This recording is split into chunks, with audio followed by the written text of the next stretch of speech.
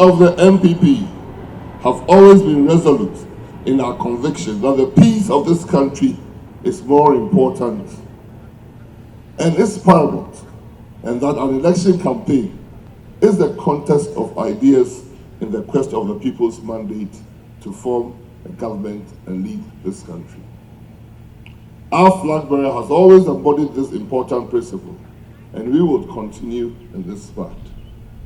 We've spoken a lot, and I think that it is time for us to put words into action. Let us sign the peace accord to demonstrate that we mean what we say.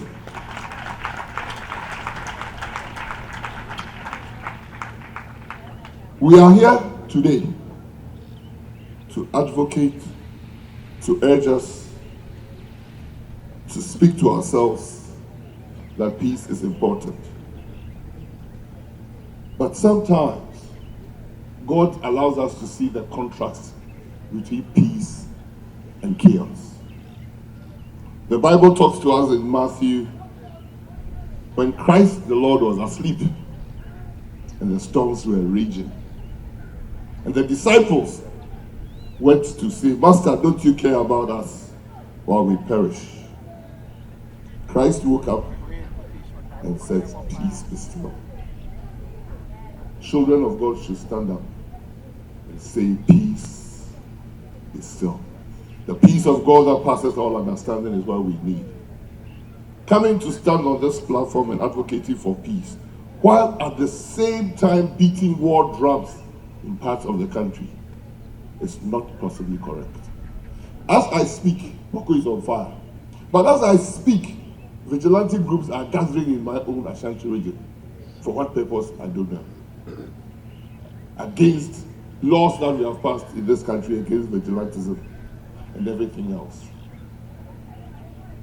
If any part of the country is on fire, I do agree with Hassan Ayariga, His Excellency, to be waiting. That we cannot have peace in the country when one part is on fire. And we cannot have peace in the country when people advocate explicitly on platforms, political and non-political, that they don't care if the country burns. For those of us who have a stake in the country, we need peace more than anything. And for the disciples of our good Lord, we need you to speak and gather and ensure that peace happens. We have had peace for a very long time, and these threats rekindle us in the hope that God, the Son, who lived among us, was a peacemaker.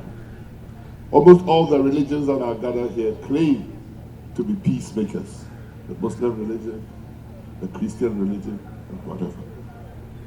But we should also not lose sight of the fact that it is getting bad when religious intolerance is coming to add to political intolerance in this country.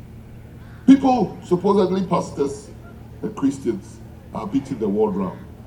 I serve Dr. Mahmoud Babia, and I would serve Dr. Mahmoud. My Christian, and he's a Muslim, and it's all for the betterment of the country.